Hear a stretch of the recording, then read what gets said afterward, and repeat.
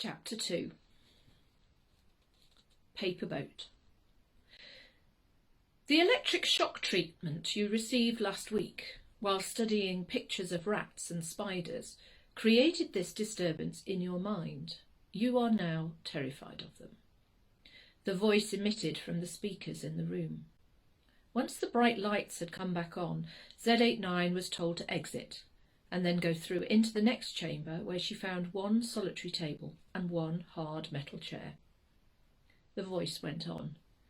The second part of this experiment is for you to write down all the emotions you felt while you were in the sensory chamber. What did you feel, see, hear, taste, smell? There was a piece of white paper on the table and a pen. Could I have a pencil, please? I prefer to write in pencil. The silent guard, standing to attention by the door, ignored her. Then a small door set in the wall clicked open and a tiny pencil rolled onto the floor. Thank you. The girl began to write, reliving her experiences. As she did so, the sweat began to pour out of her. The tears dripped onto the table and the paper. She wiped her damp hands onto her grey leggings several times. That will be all for today, Z89, mark on. The slight, slim girl stood. She absent-mindedly scratched at her razor-cut hair while she waited patiently. The side door opened and the guard motioned for her to move. Outside the chamber, Z89 walked uncomfortably as though she was in pain down the narrow, brightly lit corridor. She turned into the Nod Pod section and quickly found her bay. The walls were white, with inbuilt ladders at regular intervals. Small square windows sat one on top of the other next to the ladders. Climbing one stiffly, she pressed a blue button and a window slid open. Z89 gratefully climbed into her bunk. There she finally relaxed. She pulled up her grey t-shirt and gently pulled out the pencil hidden in the waistband of her leggings. Then Z89 tucked it in a crack between the mattress and the wall. Butterfly. How long's Grandma staying? Erin asked her mother as she watched her flitting from the bedroom to the huge walk-in wardrobe, carrying clothes and a case. Only a few days until we get back, darling. Stella looked up as Erin perched herself on the edge of the king-sized bed. It won't be for long. Then we can celebrate together. Grandma and Malachi will be with you. It's not the same though, is it? Erin sighed. I suppose I'm just getting older and that's what happens. Birthdays aren't so important. Your birthdays will always be important to us. You're important to us, Erin, just as Malachi is. Petra could come over if you want. You've always said you'd like to celebrate together. Now's your chance. Erin continued to watch her mother folding designer clothes into the suitcase. You look like you're going away forever, Mum. Do you really need all those clothes? Well, you know me. I never know what to wear. Just work clothes, surely, Erin said as her mum piled in a long evening dress. Stella stopped and looked at Erin. Well, there's evening things too, you know. Business conferences aren't all boring lectures. Anyway, your dad and I may as well enjoy ourselves if we have to be away together in a 4-star hotel. She folded and tucked and then squashed things into her case. Haven't you got anything better to do than watch me? How about that maths homework? Have you done that yet? Erin sighed and slid off her parents' comfortable bed. She knew when she wasn't wanted. Later, in her bedroom, after making a milky coffee and grabbing a pile of biscuits, Erin sat staring out the window. She could just about see the 7 spirits in the field beyond, sitting there waiting for her presence. Maths equations floated off the paper as she looked down at her book that lay open on the desk. Her eyes began crossing over themselves. Erin rubbed her eyes and then worked through some of the questions, but it was painfully slow and tedious. So many things in her room tried to distract her. Tantalising art books piled high at the back of her desk beckoned her to study images of long-gone artists. An impatient phone beeping every few minutes with messages and images to make her laugh. A cosy bed piled high with cushions inviting her to sleep. Looking up again, trying to make sense of the numbers that seemed to dance in front of her, she glanced again at the 7 rocks standing there at the top of the hill, overlooking the town of Newton. Laying down her pen and taking up her mug of coffee, Erin thought about the mystery of how they got there. The legend was there had been 7 young men and women who used to meet to dance and sing together. They were seen as being different from the rest of the village. Each one had been touched by the devil, or so the other villagers believed. One was blind in one eye, another walked with a limp, another flicked his head from side to side. Back then no one understood illness or disabilities. The women in the group were intelligent and would question the elders of the village. This was not allowed. Women were treated as inferior to men because they lacked the ability to think or act responsibly. The elders would pray in church for God to take them away, to cleanse the village. Erin felt sorry for these people. She and her friends were all different, and just like these shadows from the Dark Ages, they didn't conform either. She remembered learning all about the strangers from the past at the junior school on the other side of the town. Erin loved going there every day, unlike Newton Academy, which she now attended. She remembered her favourite teacher, Miss Chaucer, encouraged her to draw and paint, and would sit them down on the carpet in front of her comfy chair and tell them stories. According to the legend, these 7 people were dancing on the Sabbath when a raging thunderstorm rose up and a huge lightning bolt crackled down on them, showering them all with the might of God. They were immediately turned to stone and became known as the 7 spirits. During the storm, a huge rock appeared, the rain washing away the earth that covered it. The elders agreed this would be the altar for the spirits to worship God for eternity. Erin shivered as she looked out at a place of such sad memories, and yet for her it was a place of peace. Memories were something Erin treasured, mostly in picture form on her phone, silly pictures of her and Petra and the rest of the crew.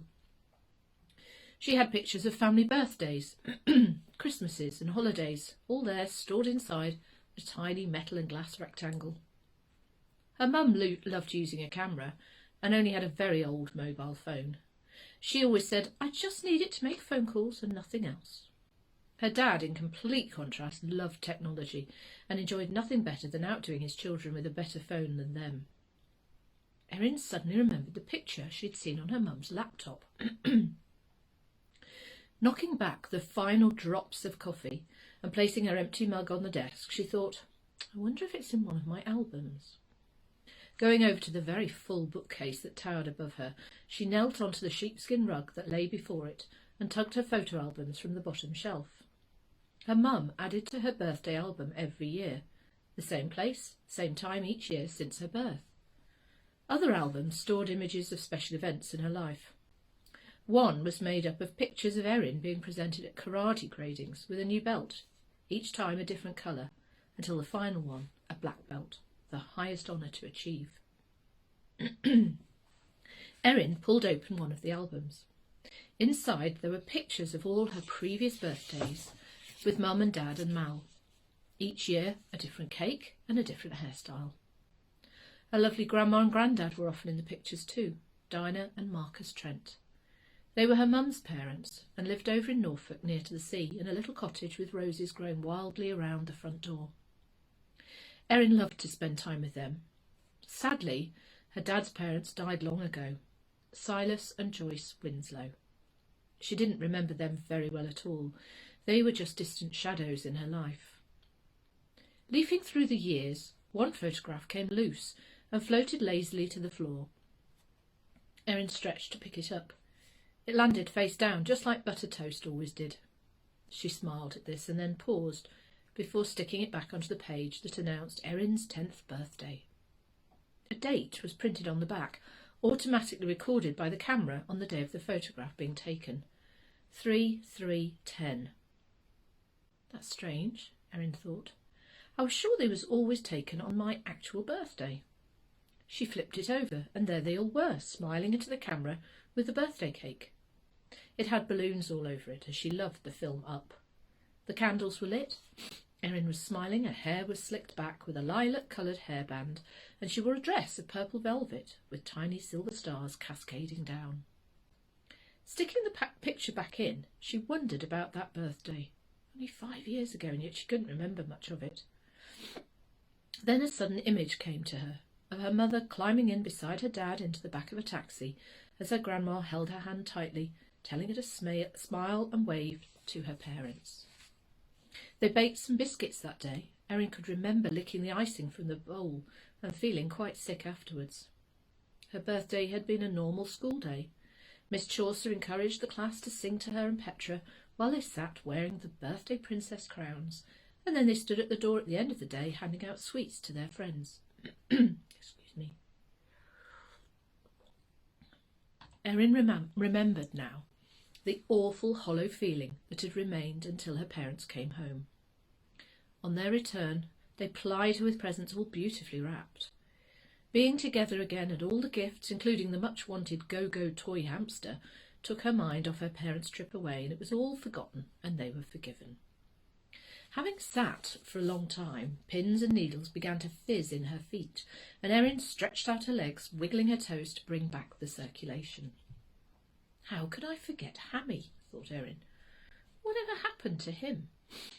Another image swam into her thoughts, and she sighed. Oh, yeah. Mal threw it out of the top window as a science experiment, and his parachute failed to open. Hammy is no more. Looking at the picture before her, there was Hammy at her belated birthday tea, the only image she had of him. Erin smiled. Rest in peace, Hammy, she whispered. What other things do I remember about my birthdays, she thought. Erin began to look back at the previous pictures, enjoying the memories of long-lost toys, all the while checking the dates on the back. All were 1st of March, until she arrived at her 5th birthday, 3305. Another late picture. This time the cake was Lazy Town, and there was Erin dressed in pink. She gasped. I did like pink. How could I forget? I loved that dress. It was like the one worn by the girl in the programme, pink and white stripes. What was her name? Erin cast her mind back. Stephanie, and she had pink hair too. She remembered saying to her parents she wanted pink hair like that. Subsequently, Erin painted her Barbie's hair with pink poster paint.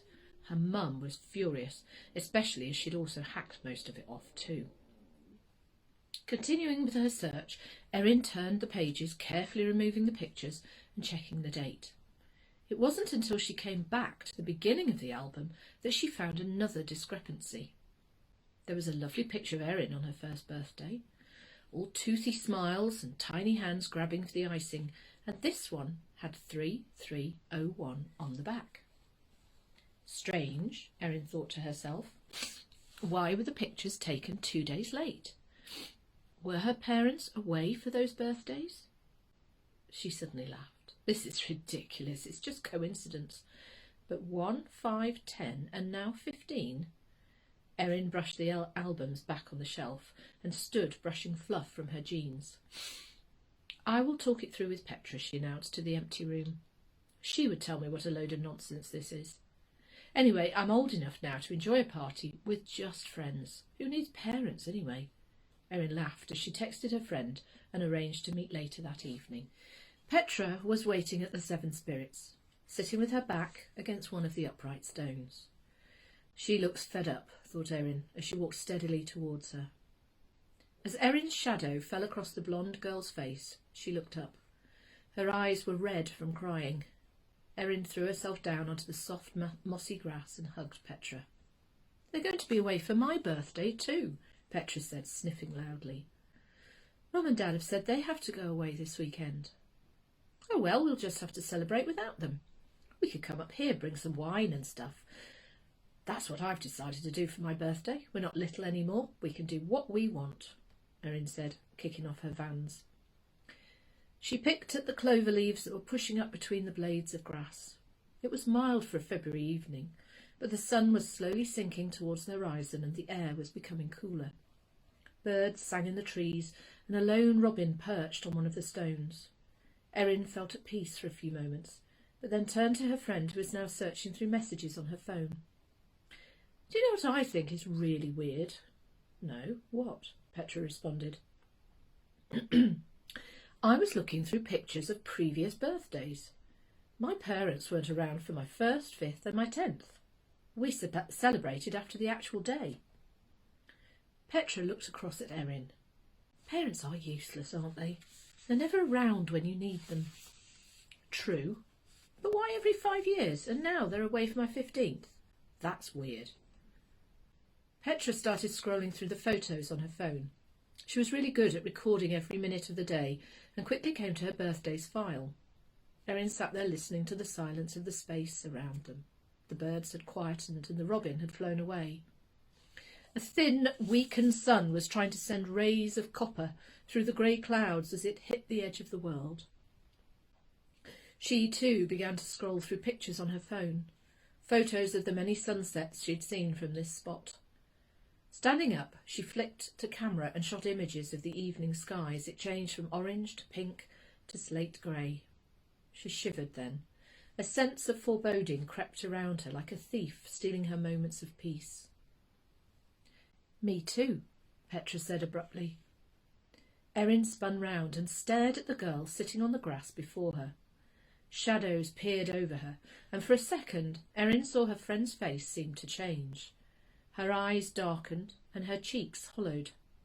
She looked dead. Erin gasped, but then as the light on Petra's phone shone brightly again, she came back to life. "They weren't around for my 10th either," she continued scrolling. Over the years, Petra had moved various photos from cameras and laptops onto her phone. "Same for my 5th and my 1st. Spooky or what?" Erin walked across to the altar stone, and perching herself on the edge, she began to think about what she had just seen and heard. Petra clambered up, brushing grass off her jeans, and came and sat close to Erin. "There has to be a logical explanation. These are just coincidences, surely." As always, Petra was the sensible one. "I don't know. I just know something doesn't feel right." They sat silently for a while, thinking their own thoughts. Petra's parents, just like Erin's, were always busy. Her mum didn't work, but she was on all sorts of committees. Her dad worked in Milton as an accountant. Erin's mum, Stella, owned a clothes shop, Constellations, here in Newton, and her dad, Patrick, worked over in Milton. He was in IT, but Erin was never really sure what he did. "They probably all went to the same business conference together, or they went on holiday," suggested Petra. "Probably," agreed Erin. However, the same old feelings of doubt crawled across her skin, burrowing into her brain, making her question her parents again. Something she still didn't feel right, something she'd heard or seen in the past lay dormant at the back of her mind, but she just couldn't bring it to the forefront. The deathly image of her friend swam before her, and she suddenly felt sick. Petra didn't seem too bothered about all of this, and yet in contrast, Erin knew in her heart she had to discover the truth. She decided she wouldn't share her worries. Not yet, anyway. "Yes, that must be it. Our parents worked so hard we can live in these lovely houses and have wonderful holidays. We can't begrudge them a break occasionally, can we?"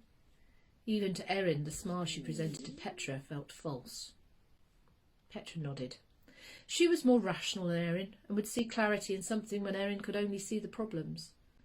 "I agree, Erin. Now you must stop imagining crazy things. They are not spying for the government or aliens from another planet."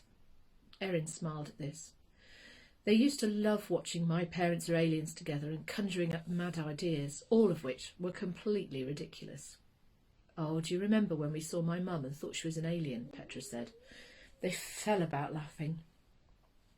With these happy memories shared between them, the mood suddenly changed. The shadows retreated and the moon shone in the night sky, its kind face watching over them. How could I forget? They were both remembering the time when they had found Petra's mum in a silver suit and huge antennae protruding from her head. They found out later she was trying on a fancy dress costume. That was after they had called 999 and the police had arrived. "Petra is right," thought Erin. I mustn't let my imagination go wild. With that thought, she decided to make the best of it all. Right then, Operation Birthday Party to start immediately, she announced, standing and dusting down her hands on her black jeans. She slipped on her Vans and put her hand out to Petra. Come on, you. We have planning to do. They walked arm in arm towards the edge of the field, planning what they could do for their birthday party, talking of whom they'd invite and laughing loudly about nothing, just feeling comfortable being with each other. Cowering in the darkness, shadows and secrets lay hidden behind them and watched and waited. Their time would come.